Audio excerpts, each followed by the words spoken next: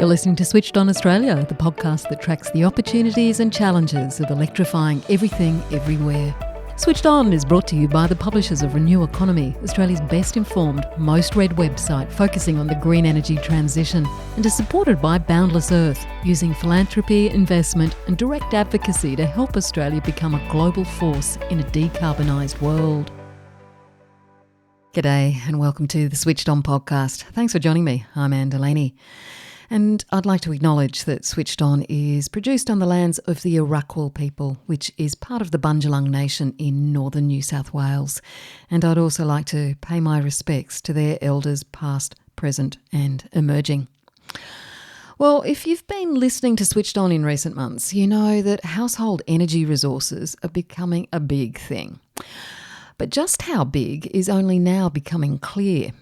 A new report by the Institute for Energy, Economics and Financial Analysis, IEEFA, estimates the energy resources we're installing in our homes and businesses, rooftop solar, electric vehicles, batteries, hot water systems and air conditioners, that they could save Australians a massive $19 billion in energy costs by 2040.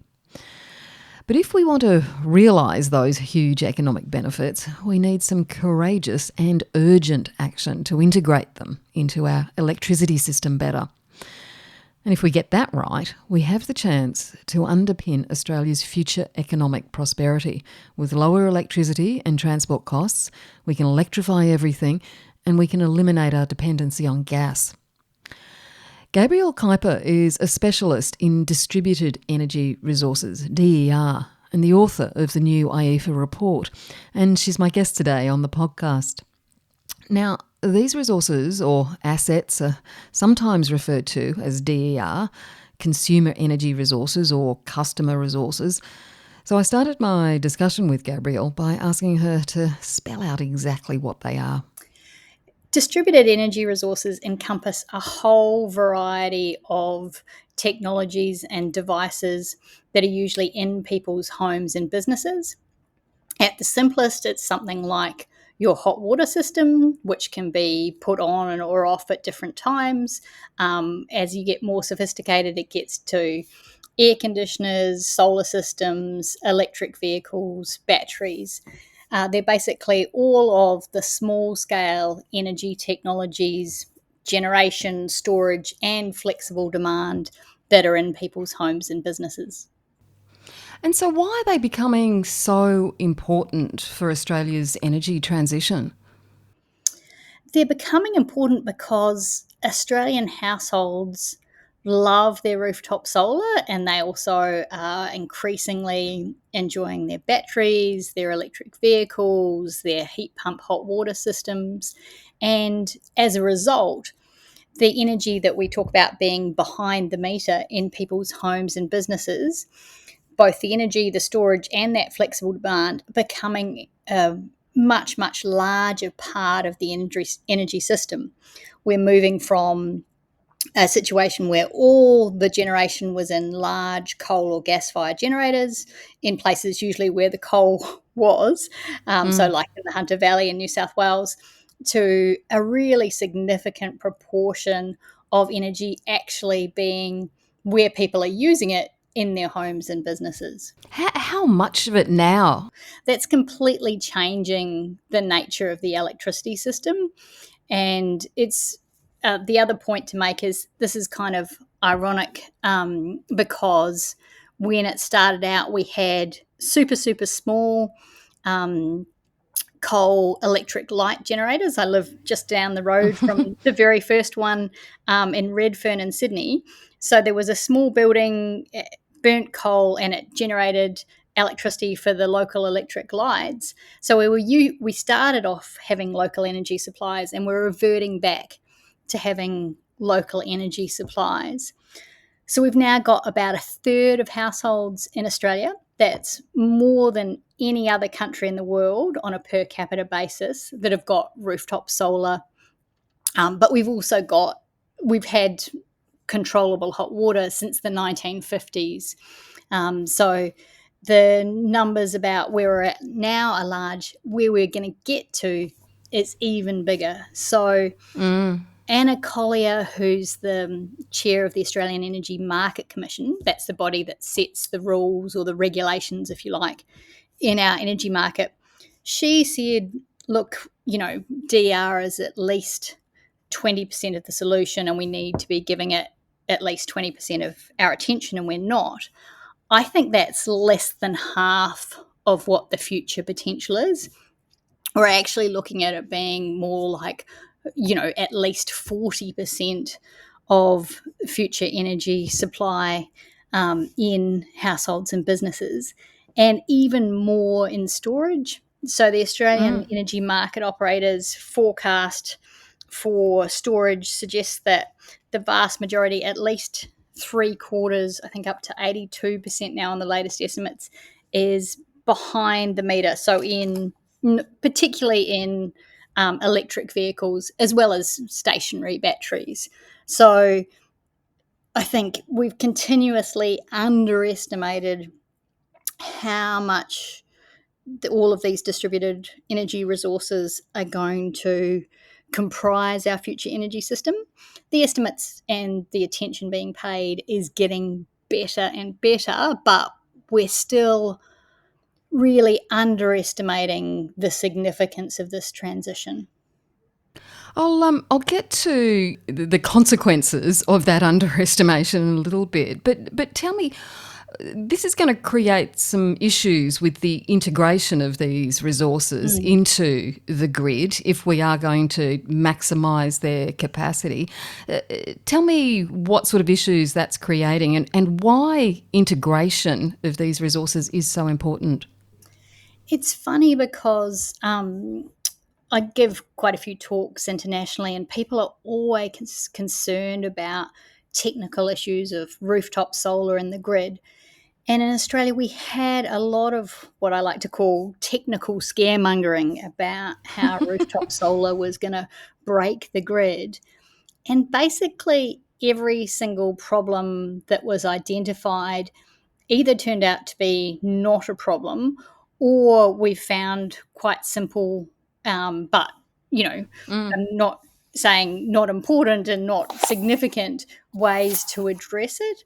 So it turns out that we can incorporate, huge amounts of rooftop solar, in some parts of Queensland and South Australia in particular. You're seeing suburbs with, more than 60% of homes have got solar on the grid, and it hasn't broken.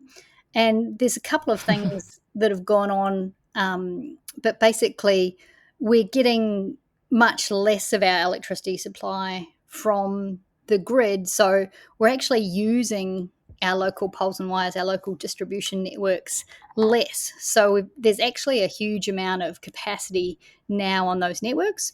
Obviously, at peak times in the middle of the day, there are some challenges in some places, but nothing has been as difficult, complex, hard to fix as the original technical scaremongering around DER would have suggested. That's interesting. So what do you think it's going to do in terms of helping us meet our goals, like trying to get lower electricity and transport costs and the electrification of the economy so we can reduce our dependency on gas? There's so many benefits that distributed energy resources provide. The report that IEEFA is putting out this week talks about distributed energy resources as the Swiss Army knife of energy technologies, because obviously things like solar panels can provide electricity supply. But what listeners might not know is for an electricity system to work, you don't just need to generate electricity, you also need to store it. You also need to have emergency power supplies. You also need to keep the frequency stable. That's done through things called ancillary services or frequency control and ancillary services. You also preferably need to make the most of flexible demand by paying for demand response at times that it's needed. And distributed energy resources can actually also provide distribution network services. What I mean by that is they can collectively free up space when the distribution networks are congested. So, DER, when you've got particularly ways of aggregating them up so that they're working like a virtual power plant, so they're basically coordinated through smart software, they can provide, basically lots and lots of different services, so lots of tools on the Swiss Army knife. And so they can not only provide the supply from solar panels, but also provide all of those other things to have a functioning electricity system. A lot of people are suggesting that it means that we're not going to need as much large-scale energy resources. Do you go along with that view?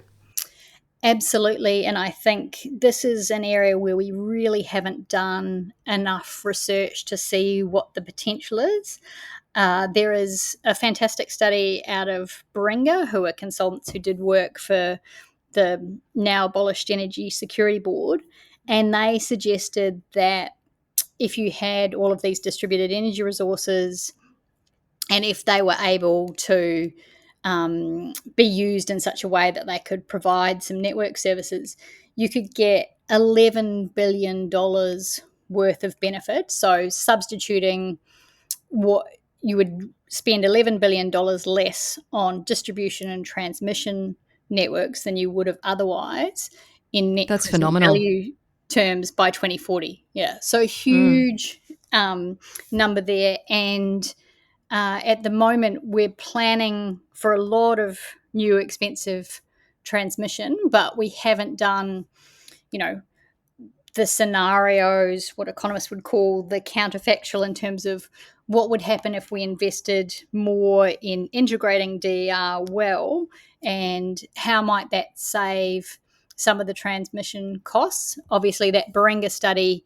did it to some extent, but there are a number of reasons why that was relatively conservative, and that exercise in looking at maximizing or optimizing the use of the distributed energy resources has only partly be done by the Australian Energy Market Operators planning process called the Integrated System Plan. So I think there's a lot more that could be done there. But the Beringa number at least gives us one benchmark to show how much we could save if we have these DER, reducing the network costs. Can I just actually drill down into more on the potential Mm, economic benefits? Because the IEEFA report has found that there's at least $19 billion mm. of economic benefit by 2040 if we integrate these energy resources into our electricity grid. So how are those benefits estimated or calculated? What factors contribute to such a significant figure? Yeah. So we use the Swiss Army knife, multiple tools kind of metaphor to look at all the ways in which um, distributed energy resources can provide benefits to an electricity system. The Beringa gives us 11 billion for network services. Then what's fantastic is there's NERA, who also economic consultants, did another study looking at how wholesale prices might reduce, and they did it on the same time frame to 2040 net present value terms, and they got 8 billion. So when you put those two things together, you get a minimum of 19 billion dollars collective benefits through to 2040. But those numbers are conservative because that doesn't include your emergency power supplies. It doesn't include your ancillary services. Some of it does include what you might do in terms of flexible demand, but certainly it's an underestimate because most consumers can't be paid at the moment for turning their air conditioners up and down and the like. So Yeah, this study looked at all of the available studies of the economic benefits of DER and got 19 billion sort of as a placeholder, but we really need a proper study looking at all the possible value streams, and that's another word for the tools in the Swiss Army knife Mm. that distributed energy resources could provide. One of the other figures which really struck me was the estimated $10 billion, which was a potential reduction in generators' super profits. I mean, how will the integration of DER contribute to that reduction?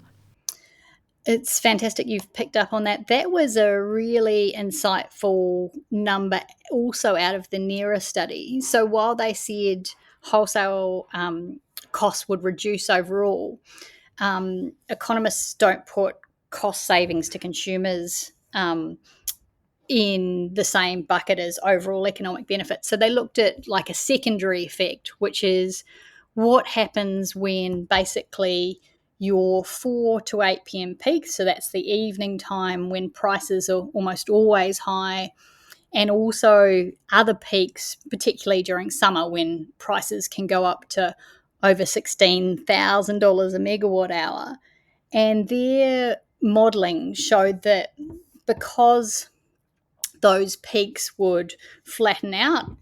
What I like to talk about is putting the duck curve, which is the name of the curve for Mm. what the supply demand curve looks like, putting the duck to sleep or flattening the peaks.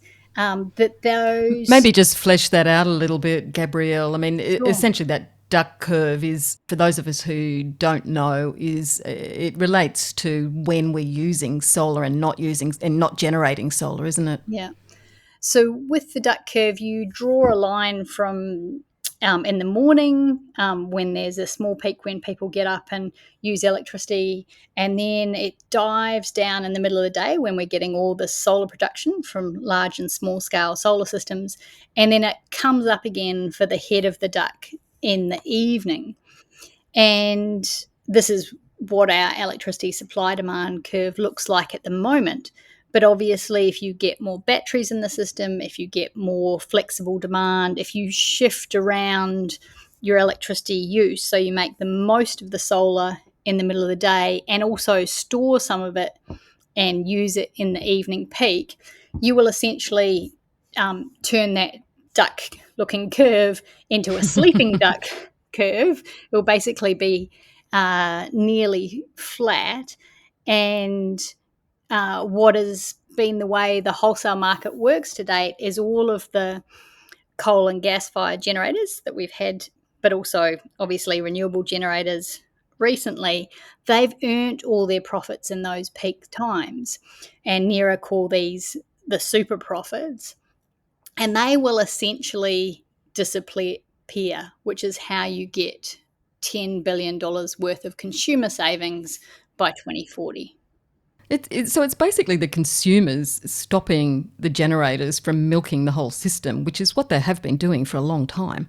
Yes, and what people might not know is that most of the coal and gas fired generators, and also now most of the renewables production, is owned by the retailer who has their name on your electricity bill, the big three being Origin, AGL, and Energy Australia. So they're known as gentailers because they're generating and retailing, and they're making their large profits by doing those two things together. So the profitability will significantly decrease in the wholesale market. And if the market works as it should, that should mean that everyone's electricity bills fall significantly. Now, your electricity bill is only partly the cost of the generation. Depends where you are, but a third to sort of 40% or so, but sometimes less. But that so we also need the network component of people's bills to also come down to reduce bills, but just decreasing the wholesale cost should impact on bills. We've seen a similar phenomenon recently, whereby the renewables, the solar in particular in the system, but also the wind, has brought down bills over the last few years. So this is a phenomenon we know can happen. What will be different about putting the duck curve to sleep is there'll be far more shifting load and a far greater role for storage. So, what do you think is going to be the role then of the generators and the retailers if we do get this big rise that you're predicting that we could potentially have from where we are now? How do you think that they are going to respond to this? I think it's fascinating. I did a report a couple of years ago looking at the rise of virtual power plants. And when you take the sort of logic of households and businesses, investing in their own distributed energy resources and making the most of them, then it's logical that they will be buying less and less of their electricity from the grid. And as the profits from the wholesale markets decrease, my conclusion was that the only way that retailers will continue to make significant profits is if they themselves are supporting customers to invest in distributed energy resources and also supporting customers to have all of those devices, whether it's hot water systems, air conditioners, electric vehicles, and the like, supporting them to participate in markets. So I suggested that the future of retailing was VPP tailing. And I came to that conclusion because I was like, this is the only way that they're going to continue to be profitable. For me, that was quite a striking conclusion. And as I was finalising the report, Origin came out and said they were going to grow the size of their virtual power plant tenfold in 4 years. So, in fact, they were doing that exact business model. They were selling households and businesses rooftop solar. They were selling them batteries. They've actually got a demand response program in-house as well. They are trying to move to that model to make sure that they're still profitable because of those, that more and more of people's supply will be at their home and business. And do you think that that is possible for them, for us all to move along together, so to speak? Or do you think that the networks will still try and milk the system, so to speak? So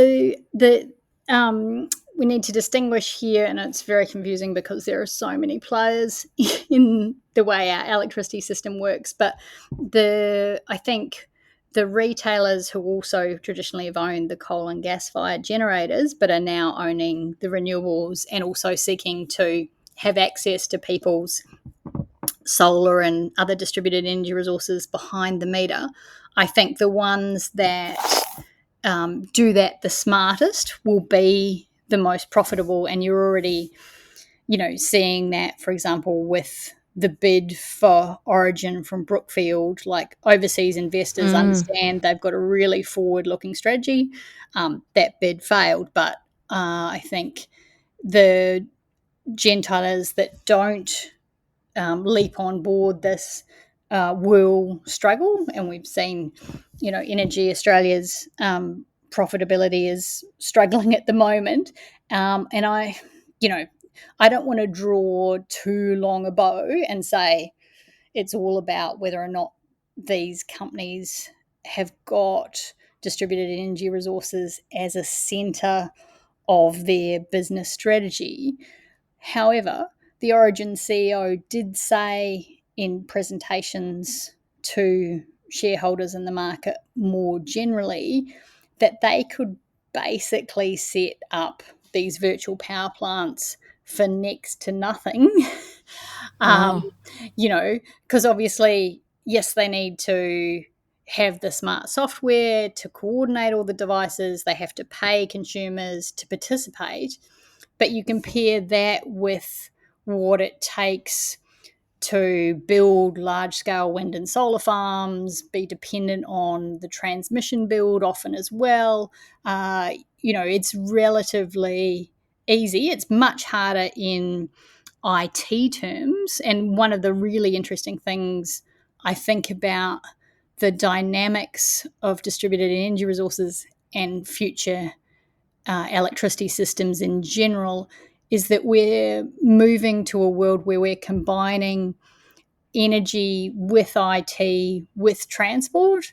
And so these are becoming heavily IT dependent businesses, where before, yes, you had some IT in the billing systems and, a few computers at your power stations, but they really, they weren't using AI or anything like that. All of the really smart IT is now going to be core to how all of these things work. So I think that's really fascinating. It means there's all sorts of really interesting jobs. If anyone listening wants to study computer science and work in energy, there's going to be jobs for programmers galore. As if people don't own an electric vehicle, they might not know, but you update the software for your electric vehicle over the net in the same way that your smartphone gets a system upgrade.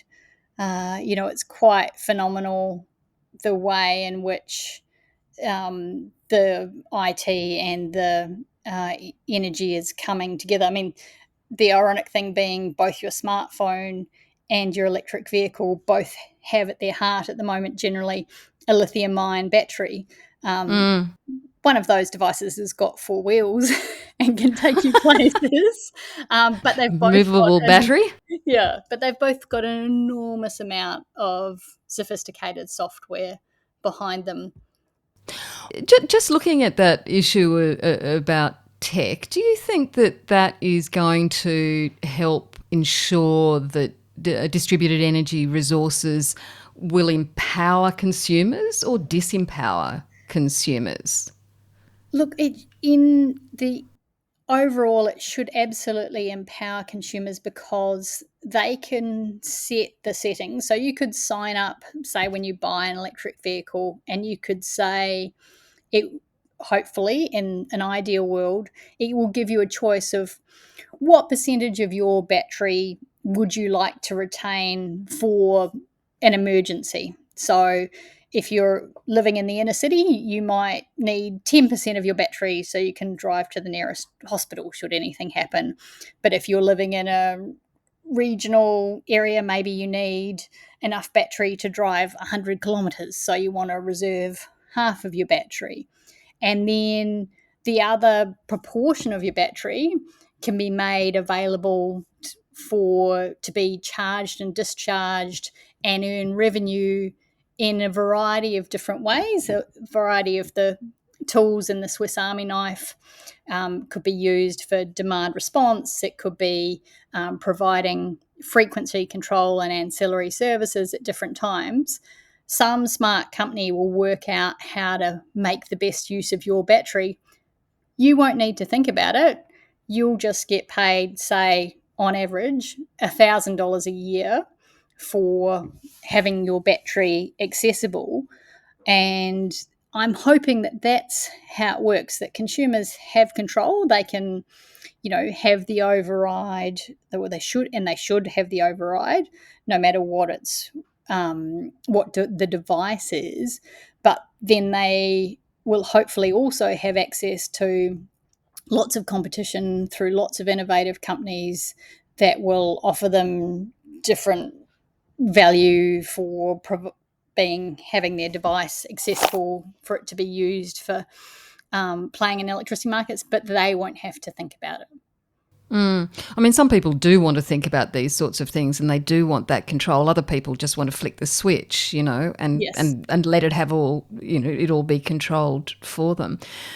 I mean, I'm finding it so fascinating that until recently people have been focused on the cost, the high cost of a lot of distributed energy resources, and the comments that only the wealthy can afford the solar, the batteries, the EVs. But It seems that, things have really they're turning around now that we're starting to look at how everyone can benefit from them, because if we can get this right, getting it integrated, these resources integrated into the grid, it does mean that a larger percentage of the population can benefit, doesn't it?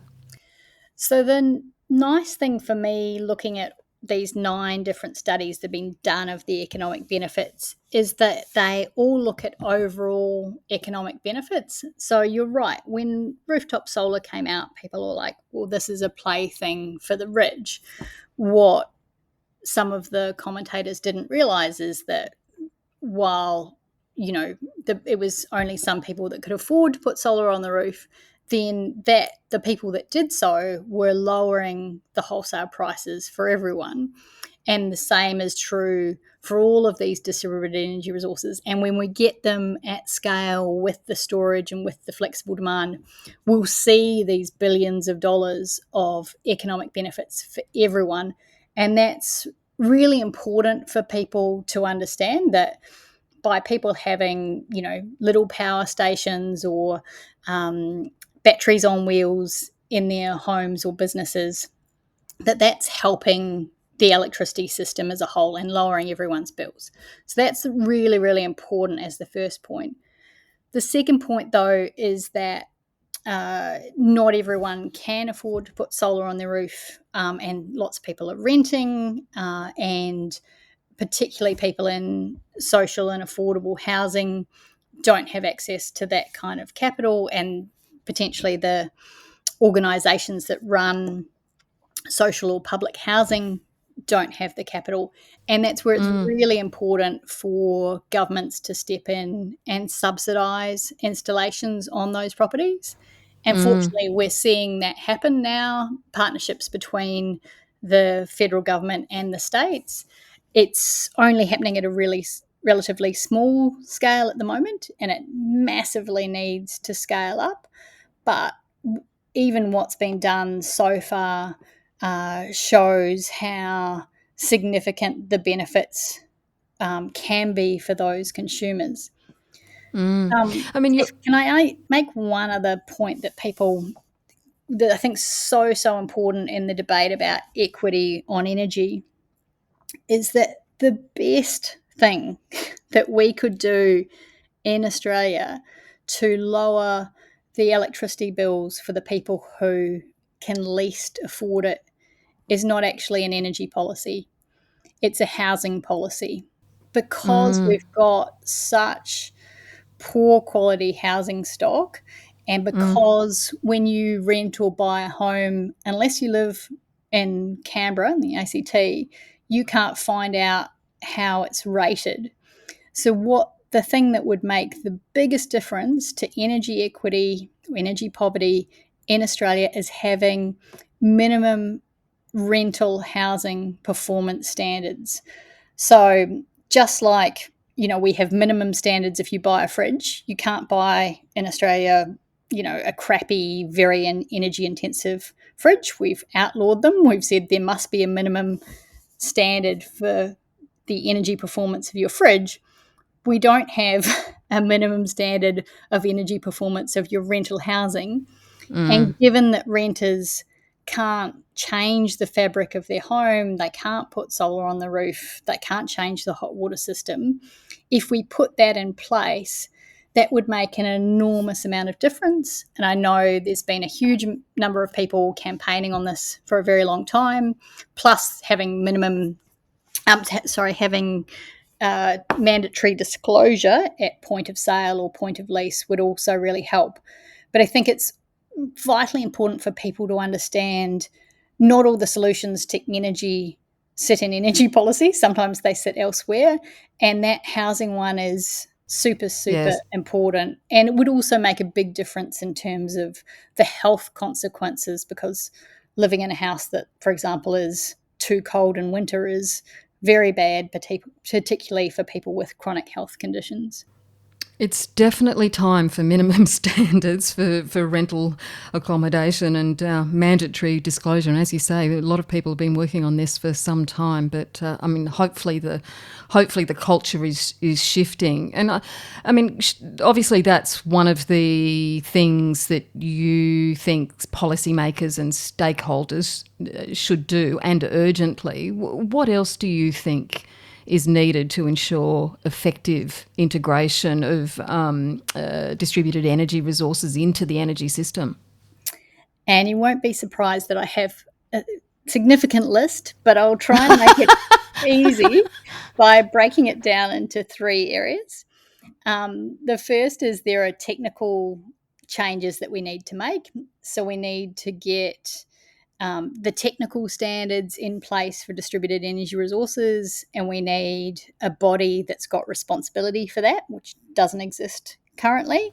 So, Um, just as an example of that, say, can we take bi-directional charging, which we yes, have the tech for EVs to charge back to the grid or back to the home, which would allow people to use their EVs as big movable batteries. I mean, yes. what needs to make that change happen? Yeah, perfect example. We have nobody, as in no organisation, currently responsible for planning for implementing and ensuring compliance against those technical standards. This has been discussed. I wrote a piece for Renew Economy about how it had been discussed for over 3 years, and we're still not there yet. Um, and it's, it sounds very boring, but the technical is the starting point. Until you have those technical standards in place, then people can't earn any money from feeding back into the grid in that way. So that's the first technical one. The second technical one is what's known as technically as dynamic operating envelopes, and some listeners might have heard of this as flexible exports. It's the idea that the grid is only congested a very small amount of the time. So most households, when they get solar systems installed, they have a limit on what they can export of 5 kilowatts. However, the average system size being installed now is over 9 kilowatts. So there's a whole lot of value being left on the table, i.e., households aren't getting their return on investment because the distribution networks have these flat export limits. However, South Australian power networks pioneered the idea that you could increase that limit from 5 to 10 kilowatts at times where there was capacity on the grid. When I first heard about this, I was like, fantastic, maybe 60, if you were lucky, 70% of the time, you get a double export limit.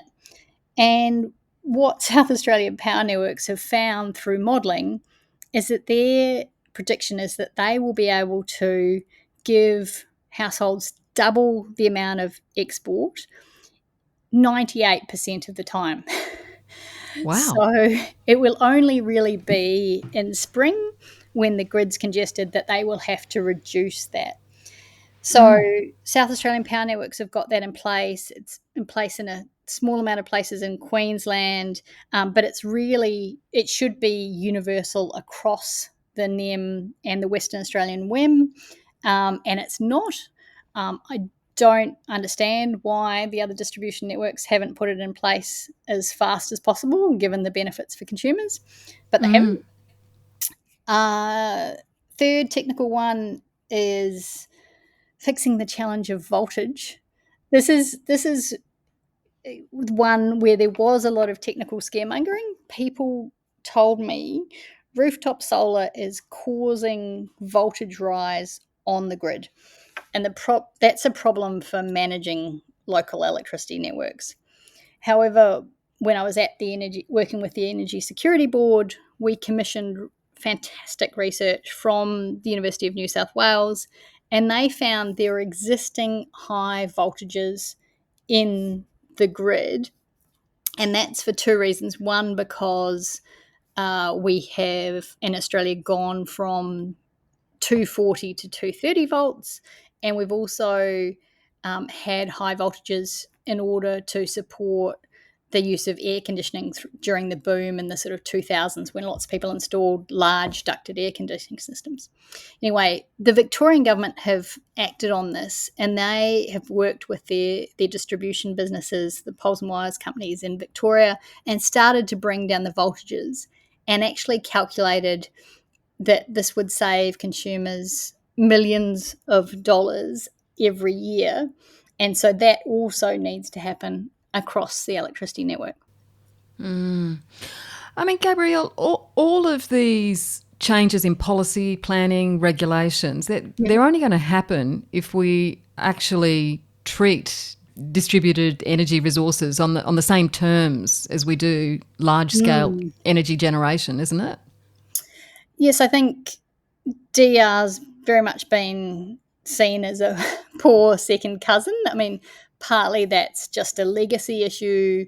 People were used to dealing with big generators. There was a switch from thinking about generation in terms of coal and gas to thinking about it in terms of large wind farms and large solar farms, and people, with the background in energy engineering could sort of make that transition. And then I think for a lot of people in the area, sort of rooftop solar came out of nowhere, and people didn't expect it to become so popular and so pervasive.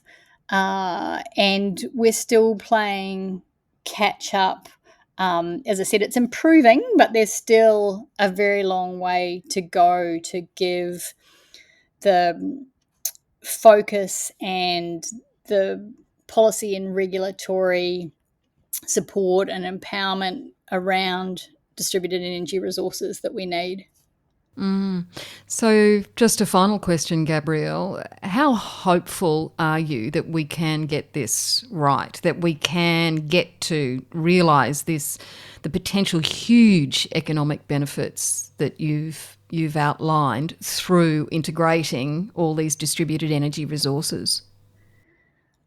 I think there's a lot to do. I've only mentioned the technical challenges. We also have some regulatory changes we also need to change the way our markets operate. The good news on all of these things is it's not like world peace. We do know how to do all the things that we need to do. Like there are clear changes that would massively assist.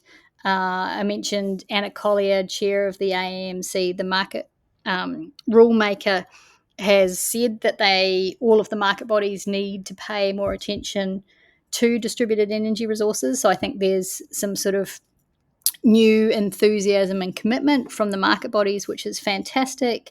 There's certainly a lot of commitment from politicians across the country. They understand that Australians love their rooftop solar and that this is an important part of the solution. So I think we've got the solutions, we've got some enthusiasm from the market bodies, we've certainly got some political and policy support, but we just need to ramp up the implementation.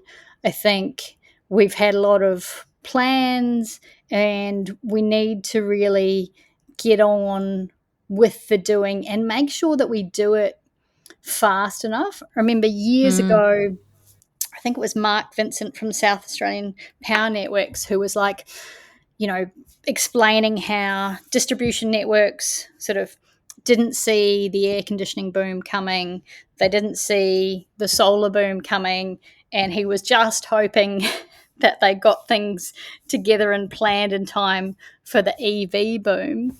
And I think that's where we're at, is now's not the time to say, well, we need to think about this a bit more. We now just need to speed up the pace of change and get a lot more resources and smart people in working on the integration of distributed energy resources.